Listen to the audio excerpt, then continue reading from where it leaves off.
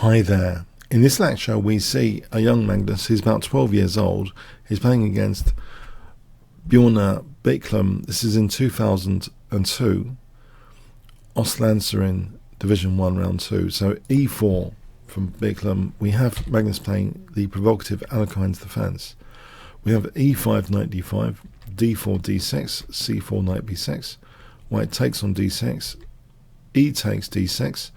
This is a very solid way of playing things, giving the e7 square, vacating the e7 square for the bishop. We have knight c3, bishop e7, queen f3, black castles, bishop e3, knight c6, white castles queenside. So already white's kind of daring to castle queenside. There's a lot of potential weaknesses to exploit. And in fact, this next move is pretty provocative, hitting c4 with bishop e6. White plays here c5. If d5, what would be the idea for 5 points? What would you play here? Yeah, we could just use the e5 square, knight e5. And here we could play bishop g4, for example, and we're getting a very decent position overall. Okay, so with a small edge at least. So c5 was tried.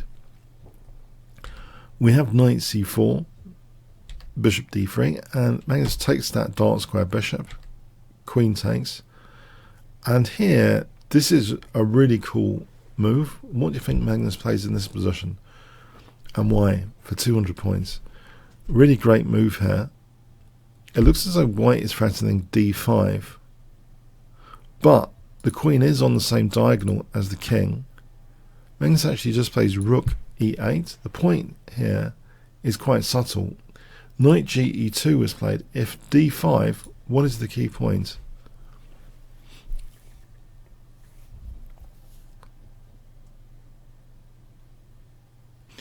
The key point is actually bishop g4. Black wants to keep an eye against queen h3 here, looking at h7. And there's this threat of bishop g5. If d takes, we play bishop g5, double hitting the queen, and we pin the queen. So we end up winning the queen and big advantage there. If we'd rushed for bishop takes d5 here for bishop g5, white doesn't play knight takes d5 here, allowing bishop g5. Instead, white would play queen h3. And now there's two problems, there's two downsides, unprotected piece and queen h7 coming. If we play check and bishop e6, queen takes h7 check, white has a very nice advantage here. So yeah, the key point would be bishop g4, incredible stuff. That keeps this perk of bishop g5 without queen h3. So knight ge2 was played. We have knight b4, queen f3. So if king b1, what we can do is just take on d3 and take on c5, and this is very nice for black. This position c5 is weakened, and yeah, we pick up c5 for example, we have a clear advantage. So queen f3 played. We have queen d7, h4, bishop g4, queen g3, and now bishop f6. And white starts to go wrong under the pressure. There are big threats in this position emerging with all the pressure. White goes wrong with knight e4. There's a nice tactical move here which punishes this to win material. What do you think that is for 5 points? Yeah, it's actually rook takes e4, deflecting the bishop from e2. Now bishop takes e2, rook d2. We have bishop c4, a3. The knight doesn't bother moving back. The knight could move back, but in fact bishop d5 is cute. So here the bishop drops back to b1. White doesn't want to take on h7. That will be kind of risky for white's king. If white takes on h7 just to win b4 here, we have a very strong emerging attack. So we have the bishop dropping back, but now knight c6. Queen f4 is actually the end of the game. White actually resigned here.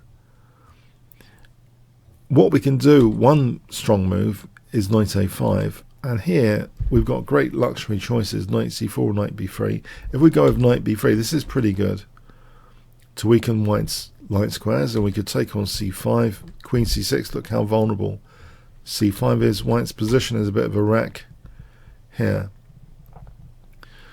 For example, we could even swap off a pair of rooks, and we're going to start winning material like c5. It's pretty much white's not getting too much play here, and in fact we can just sort out our king a little bit more and start taking more material. We don't even have to go for any attack. We can keep our queen around and start winning material. This position would be a nice clear advantage for black, for example. Okay, so yeah, we see this game, there's a provocative kind of hat style that Magnus put on with the Alekhine defense, the openings, setting the imbalances and the favorable differences, and to play on those favorable differences, understanding, it's a lot about provocation, this opening, so that actual hat we're putting on the provocative hat style suits well the provocative opening here.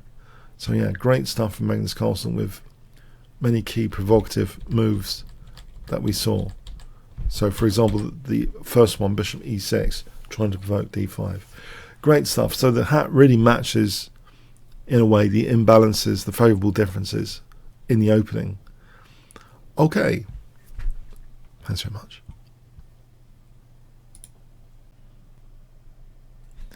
Hi all, I hope you enjoyed this free Magnus Carlsen lecture. I will be doing quite a few, in fact, because I'm working on a course about universal chess style with a lot of Magnus Carlsen game examples. So I hope you can actually support my channel indirectly by checking out my courses page at Kingscrusher TV. It has great discount codes quite often. So I have a number of courses I've been working on in the last few years. As you can see, I've been busy. Some of these have become Udemy bestsellers in the past or currently, like the Complete Beginner's Guide to Chess is a current bestseller. The Complete Guide to Chess Tactics was previously a Udemy bestseller. So I hope you can check out the courses, and there are free lecture offerings you can check out as well within these. If you really want to get an idea more about the course, you can also expand the course structure when you go and check out a course. So I hope you check out the Kingscrusher TV page, which has these great discount codes attached to all these links. So it's better than going to Udemy directly if you want chess courses, okay, at really affordable prices. So thanks again. Comments, questions, likes, shares appreciated. Thanks very much.